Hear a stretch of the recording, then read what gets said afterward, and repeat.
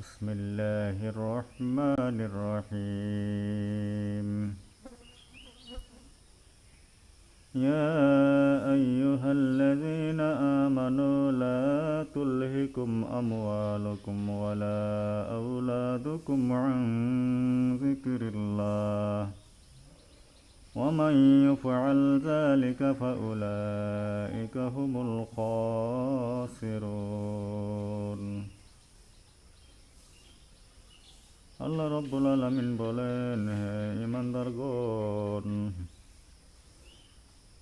তোমাদের ধন সম্পদ, তোমাদের সন্তান সন্ততি তোমাদেরকে যেন আমার স্মরণ হইতে,